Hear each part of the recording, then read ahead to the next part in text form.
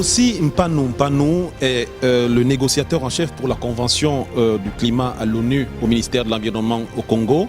Il a reçu pour cette troisième édition du Makutano le prix du rayonnement à l'international. Tossi Mpanou, bonsoir. Bonsoir. Merci de répondre à nos questions. D'abord, comment vous récompensez, vous, au lieu de travailler, de récompenser le ministère pour lequel vous travaillez? Cela fait une dizaine d'années, donc depuis la COP 13 de Bali en 2007, que je suis impliqué dans ce processus multilatéral qui vise à sauver la planète, qui vise à réduire les émissions de gaz à effet de serre pour garantir un avenir meilleur pour nos enfants.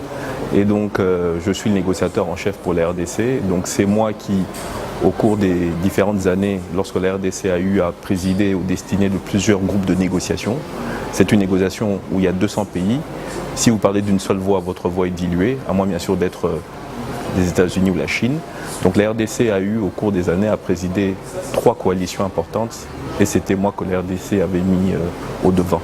Alors il y a une question, j'avais envie de dire idiote, mais une question qui m'a semblé pertinente quand même, que quelqu'un qui était à mes côtés dans la salle le soir de la remise des prix m'a posé. Je lui ai promis que je vous poserai la question dès que je oserai sur mon plateau. C'était de savoir comment est-ce que les questions écologiques interviennent dans les questions de développement économique, de développement du business en Afrique, parce que c'est de ça qu'il était question dans le Makutano. Et on se demande donc quel est l'impact que les questions écologiques peuvent avoir sur ce processus de développement économique de l'Afrique. Je peux le voir à 3 niveaux. Le premier, c'est que l'Afrique a peu contribué à ce problème du changement climatique et l'Afrique est appelée à se développer. Il va y avoir une croissance économique pour certains pays qui va avoisiner les 2 chiffres. Il y a une forte croissance démographique. Donc les émissions de gaz à effet de serre de l'Afrique sont appelées à augmenter. Et donc, en termes d'équité, on ne peut pas contraindre aujourd'hui le développement de l'Afrique. Donc je pense que c'est une question qu'il faut aborder au niveau diplomatique, au niveau politique, au niveau international.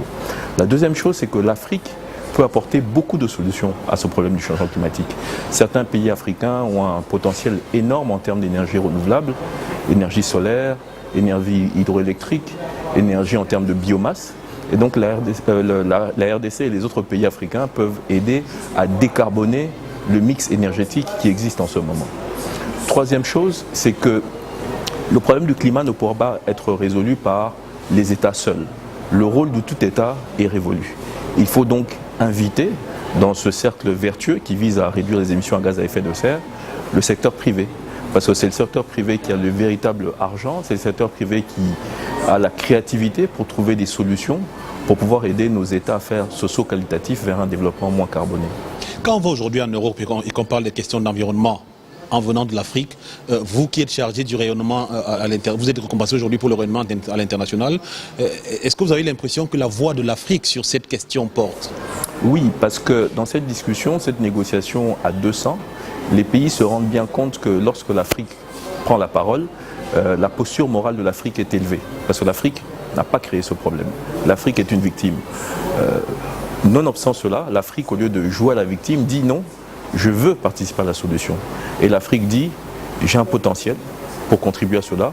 J'ai des forêts qui stabilisent le climat mondial. Il faut m'aider à les protéger, à protéger cette forêt contre la pression démographique, contre les besoins énergétiques, contre l'agriculture qui n'est pas efficiente. Donc l'Afrique dit, je peux contribuer à cette solution.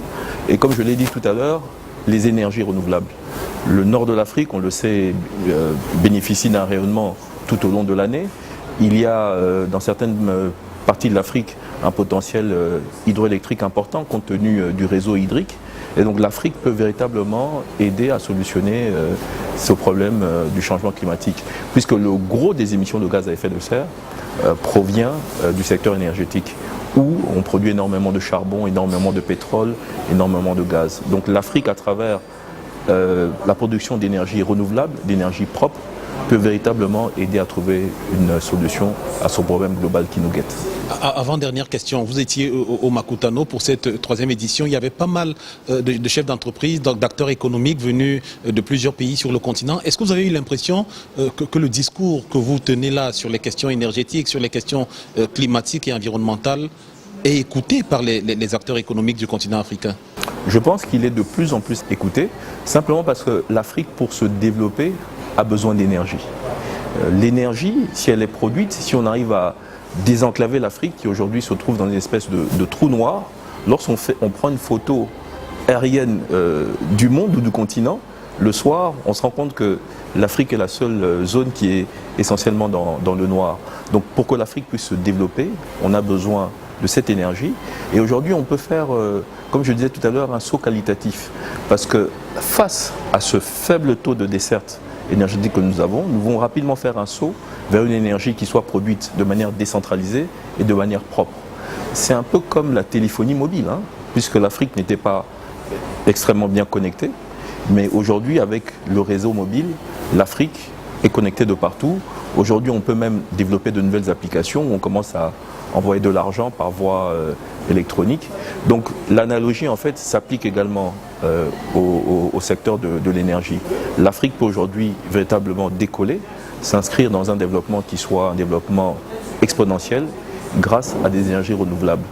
Et je pense qu'il est vrai que ce discours n'est pas percutant chez tout le monde, parce que certaines personnes se disent que les énergies renouvelables sont plus coûteuses, sont des solutions qui parfois nécessitent de gros investissements, une plus longue mise en œuvre. Mais je pense que ça me rappelle un peu le débat autour du tabac il y a quelques années.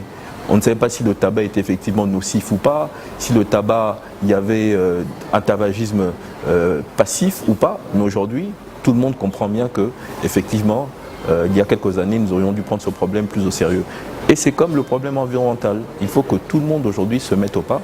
Il faut qu'il y ait un véritable civisme écologique qui se mette en place dans nos différents pays pour que tous, ensemble, nous puissions changer nos modes de production, puissions changer nos modes de consommation, de telle sorte que nous puissions préserver cette planète pour les générations futures.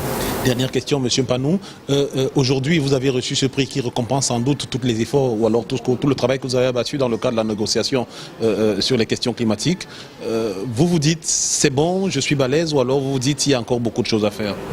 Je pense que la petite part que je pouvais faire a été faite. Maintenant, je dois reconnaître que ce qui m'a le plus touché lorsque j'ai reçu ce prix, c'est qu'il y a une véritable reconnaissance aujourd'hui au niveau national. Et celle-ci a un peu tardé.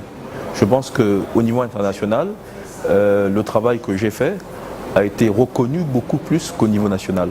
Mais c'est normal, la RDC est un pays qui est en proie à d'énormes défis. Et lorsqu'il faut réduire la pauvreté, lorsqu'il faut arriver à une sécurité alimentaire ou à sécuriser ses frontières, l'environnement n'est pas la première question qui arrive à l'esprit. Mais je crois que de plus en plus, ce travail est en train de porter ses fruits et que cet évangile que j'ai porté au cours des 10 années commence à faire de nombreux convertis. Monsieur Mpanou, merci infiniment de répondre à nos questions. Je rappelle à nos téléspectateurs que vous êtes négociateur en chef pour la Convention sur les questions de climat à l'ONU pour le ministère de l'Environnement congolais et que vous avez reçu lors de cette 3e édition du Makutano le prix du rayonnement international. Merci beaucoup d'être venu sur notre plateau et on espère qu'on vous retrouvera l'année prochaine à la 4e édition avec des résultats encore plus probants. C'est un plaisir d'avoir été reçu par vous, Paul, et vraiment rendez-vous est pris pour l'année prochaine. Merci infiniment.